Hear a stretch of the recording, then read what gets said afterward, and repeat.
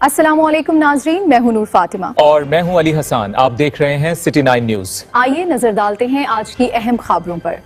कराची में infrastructure, labour मसाइल और गुल प्लाजा हादसे पर शफाफ इंक्वायरी नागुज़ीर है।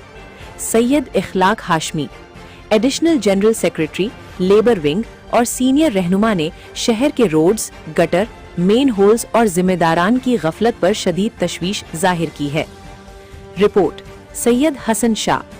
Karachi Syed Ikhlaq Hashmi, additional general secretary, labour wing, chairman Sindh urban democratic alliance, रुकन सेंट्रल काउंसिल और रुकन चेंबर ऑफ कॉमर्स ने एक खुसूसी गुफ्तगू में कराची के मुख्तलिफ समाजी, सियासी और इंतजामी मसाइल पर तफसीली मौक़िफ़ पेश किया।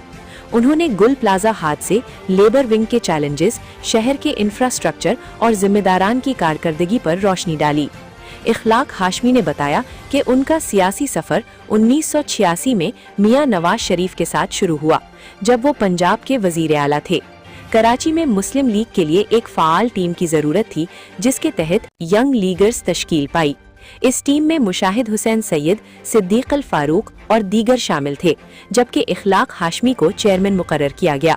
उन्होंने पहली बार मियां नवाज शरीफ का तारीखी इस्तकबाल कराची में किया, जो आज तक यादगार वाक़ये के तौर पर याद किया जाता है। लेबर विंग और मजदूरों के मसाइल। इखलाक हाशमी ने कहा कि अगरचे पंजाब में लेबर पॉलिसी और लेबर कॉलोनियां बन रही हैं, सिंध में कई मंसूबे अमली मुश्किलात की वजह से मुकम्मल तौर पर फायदेमंद नहीं बन सके। कराची में मुतअद्दिद फ्लैट्स और प्रोजेक्ट्स मौजूद हैं, मगर कब्जे और इंतजामी मसाइल की वजह से मजदूरों को इसका मुकम्मल फायदा नहीं पहुंच सका।